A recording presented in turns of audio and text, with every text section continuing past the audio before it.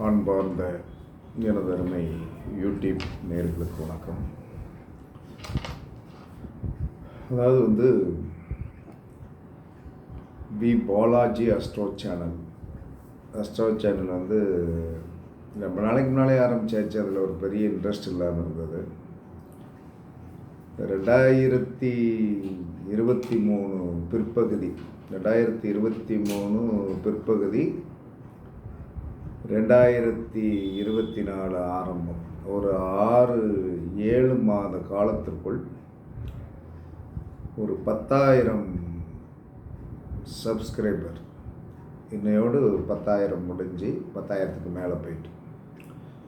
அப்போ மக்கள் என்ன சொன்னாங்கன்னா, ஒரு கவனமாக ஒரு நல்லா பேசுகின்றவர்களை கவனிக்கிறார்கள் என்று இதில் அர்த்தம். அதனால் அந்த நிமிஷம் நிறையா வீடியோக்கள் வரும். நிறையா வீடியோக்கள் வரும் அப்படிங்கிறதுனால என்ன சொல்லலான்னா, நீங்கள் பாருங்கள். பார்த்துட்டு என்னை பொறுத்தவரை என்ன சொல்லலான்னா, எதையுமே நாம் ஒன்றை அடைய நினைத்தோம் என்று சொன்னால் அதற்கு அணுகுமுறை தான் ஒரு பெரிய பெஸ்ட்டான விஷயம். அந்த அணுகுமுறையை நம்ம எப்பயுமே என்ன சொல்லலாம்னா, கல்வி என்பது, கலைவாணி என்பது சாதாரண விஷயமாக நீங்கள் நினச்சிக்கிறாதீங்க. அது மனித வாழ்க்கையில் நமக்கு கிடைக்கணும்னா நம்மகிட்ட பணிவு வேணும். ஒருத்தரை திட்டுறதுனாலையோ,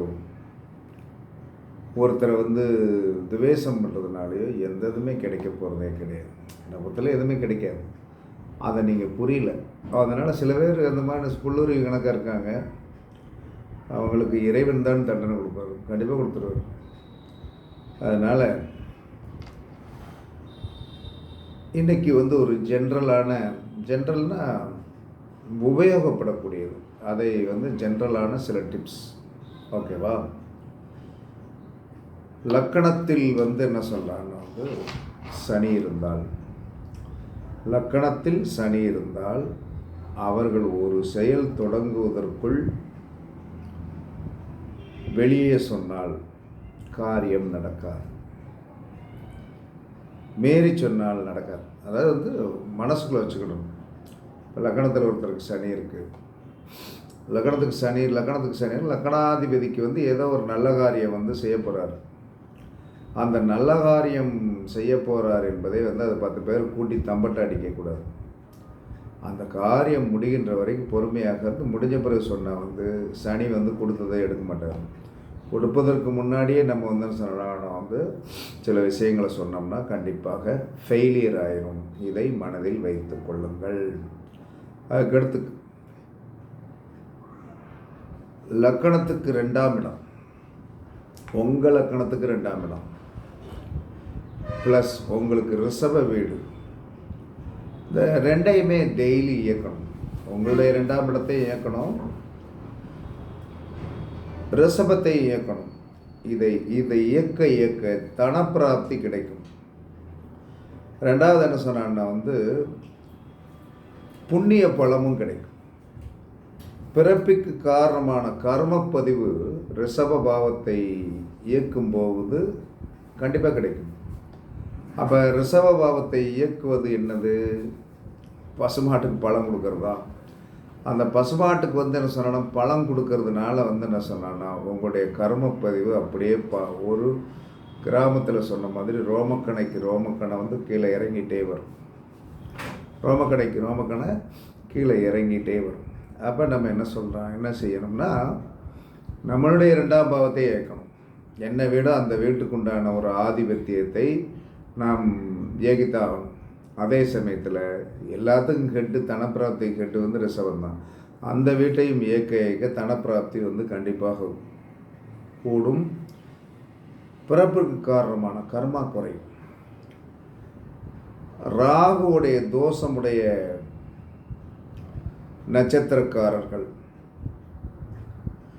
ராகுவுடைய தோஷமுடைய நட்சத்திரம் இருக்கு இல்லையா, ராகுவுடைய தோஷமுடைய நட்சத்திரமாகிய பூசம், விசாகம், சதய நட்சத்திரக்காரர்கள் வாழ்க்கையில் ஒரு முறையாவது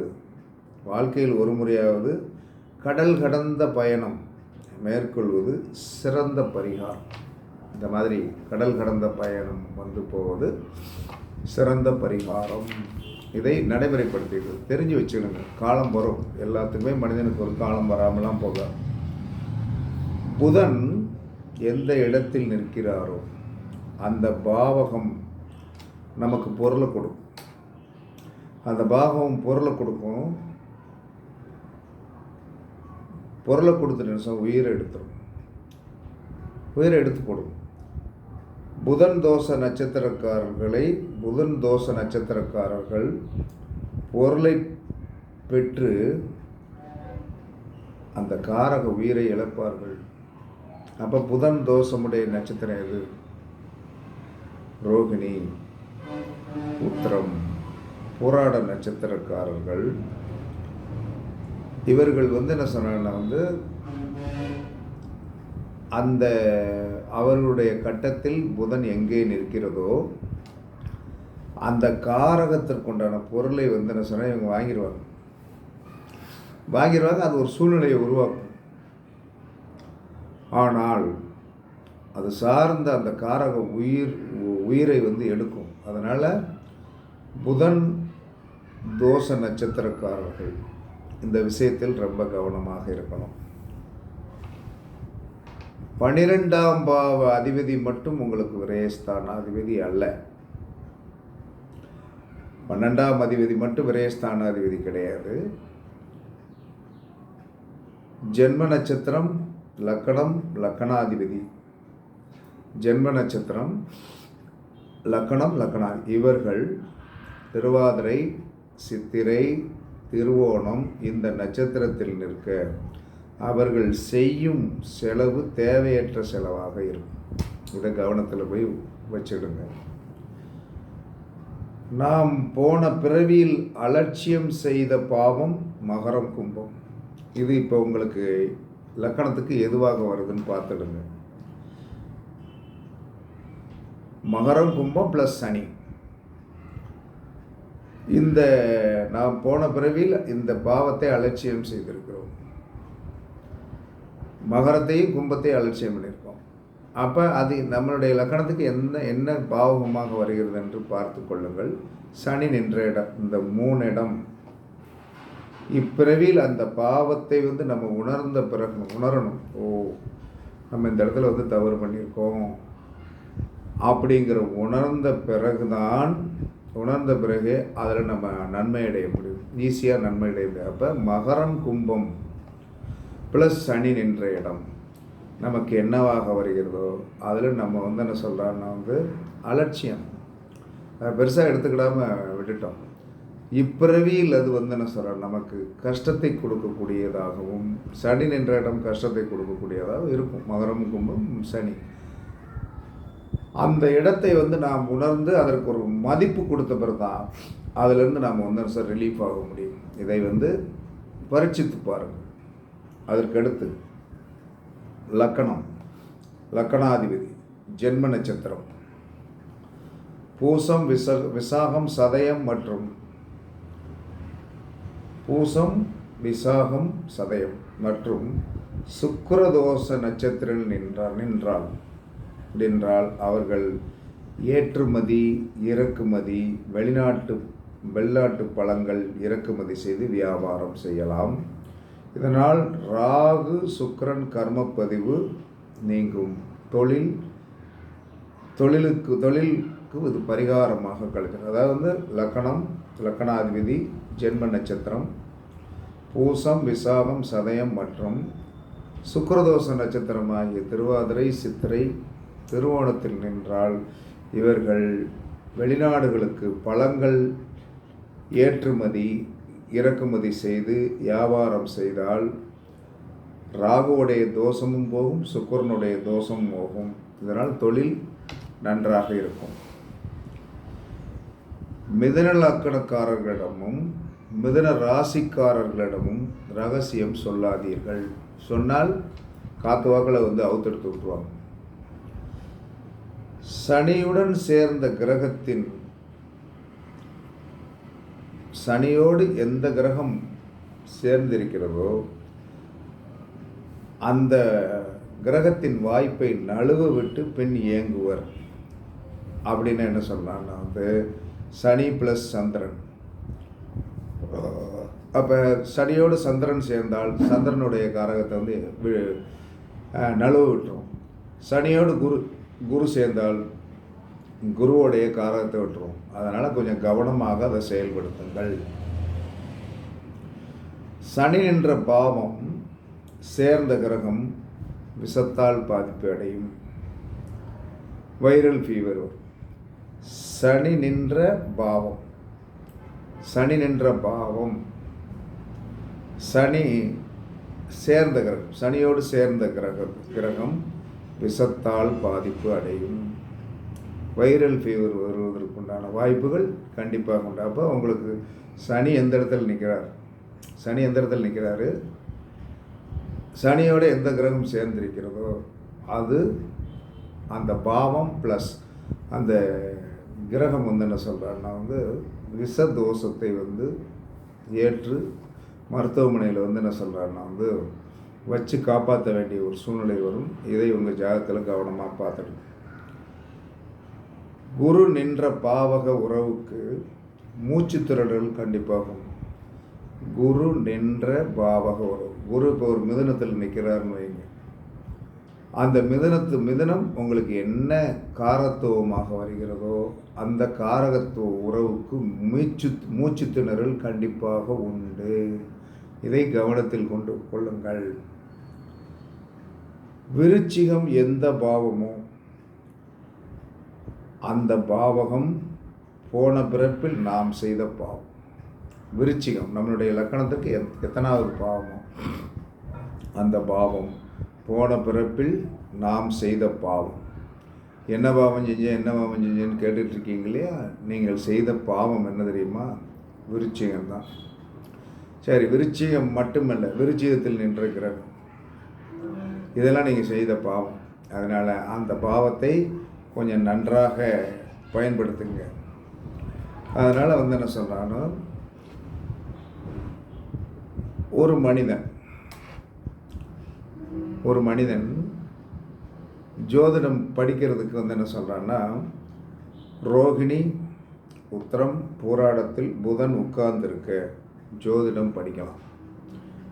அதற்குண்டான உங்களுக்கு வந்து என்ன சொல்கிறான்னா அமைப்பை ஆட்டோமேட்டிக்காகவே உருவாக்கி விட்டுருவார். அதனால் என்ன சொல்கிறான்னா வந்து புதன் ரோகிணி உத்திரம் பூராடத்தில் வந்து உட்கார்ந்துருக்க ஜோதிடம் படிக்கலாம்.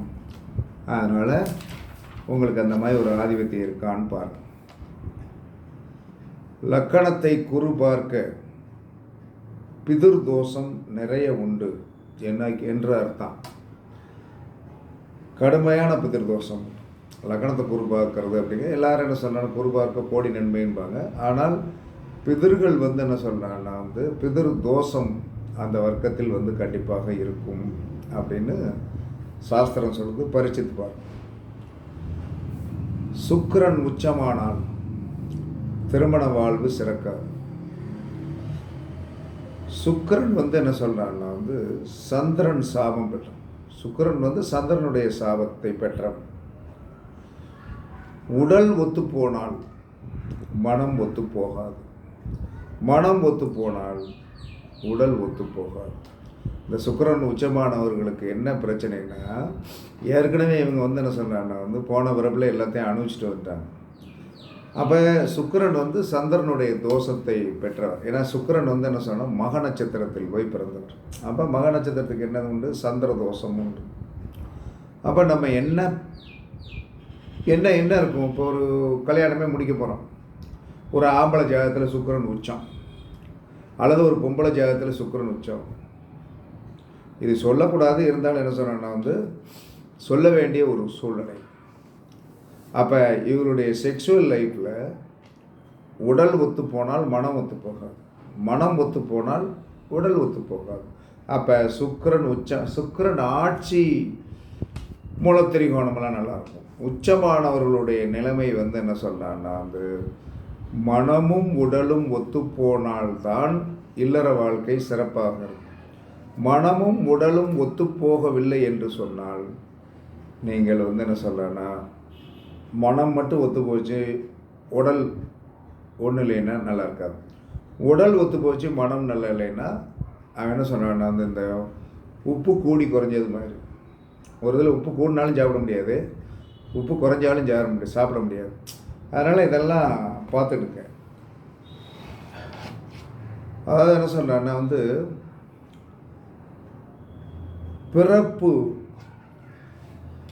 பிறப்பு லக்கணப்புள்ளி நின்ற நட்சத்திரத்தை வந்து ஊக்குவித்தால் படிப்படியான முன்னேற்றங்கள். நம்ம என்ன சொல்கிறோன்னா ராசி அப்படி இப்படின்னு போயிட்டு இப்போ ஒருத்தருடைய லக்கணப்புள்ளி எங்கே இருக்கிறது, அந்த லக்கணப்புள்ளி என்று சொல்லக்கூடிய கிரகம் இருக்கும் இல்லையா, அதை நீங்கள் டெய்லி ஊக்குவிக்கணும்.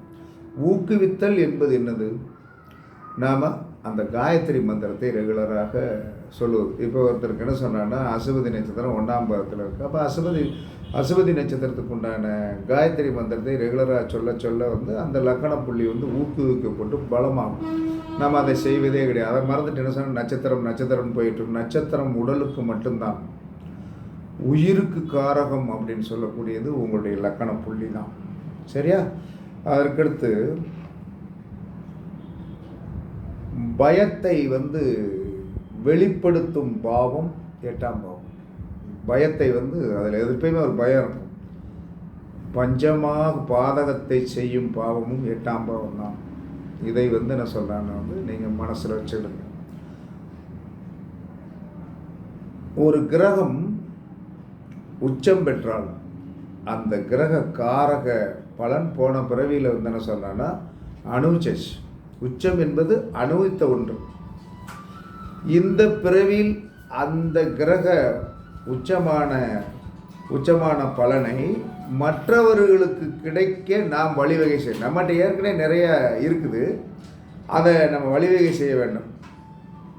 அந்த உச்சமானதோடைய பலத்தை இப்போ ஒருத்தர் சூரியன் உச்சமாயிட்டார், அடுத்தவர்களை வந்து என்ன சொல்கிறான்னா வந்து வலிமைப்படுத்துறதுக்குண்டான ஒரு முன்னேற்றத்துக்குண்டான வழியை நம்ம சொல்லி வர என்ன சொன்னால் அவங்க நல்லா வருவாங்க.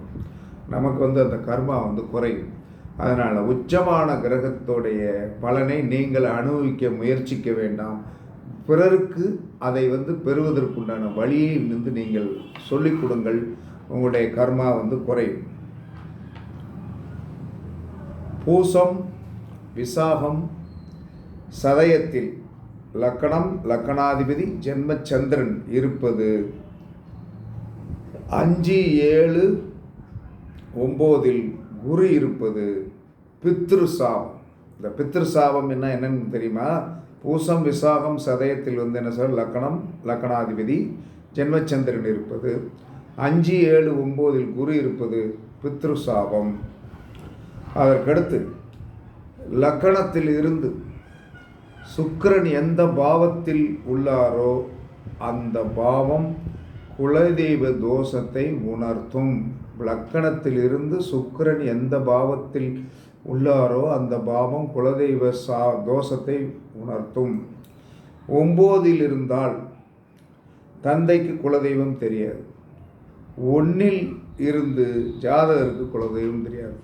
எந்த இடத்துல இருக்குதோ அந்த இடத்துல வந்து என்ன சொல்கிறான்னா வந்து குலதெய்வம் தோஷம் தெரியாது. ஒருவருடைய ஆசை தோன்றும் இடம் 5ஆம் பாவம் மற்றும் சிம்ம வீடு. ஆசை நிறைவேறும் இடம் 11ஆம் பாவம் மற்றும் கும்பம். 5ஆம் பாவத்தை வந்து இயக்க குருவின் அருள், 11ஆம் பாவத்தை இயக்க செவ்வாய் அருள் முக்கியம். 5ஆம் பாவத்தை இயக்க குருவின் அருள் முக்கியம். 11ஆம் பாவத்தை வந்து இயக்க வந்து என்ன சொல்கிறான்னா வந்து செவ்வாய் அருள் முக்கியம். இதுதான் இது வந்து ஒரு ஜென்ரலான எல்லாருக்குமே வந்து என்ன சொல்கிறாங்கன்னா வந்து நாம் சொல்லக்கூடிய வந்து ஒரு பொதுவான ஒரு கருத்து. இதை படித்து உங்களுடைய ஜாதகத்தில் ஒப்பிட்டு பார்த்து தெளிந்து கொள்ளுங்கள் என்று கூறி உங்களிடமிருந்து விடைபெறுவது கழுகுமலை ஜோதிடர் ராயல் வி ராகவன் ஜெயபாலாஜி. சுகமே சொல்க வாழ்க வளமுடன். வணக்கம்.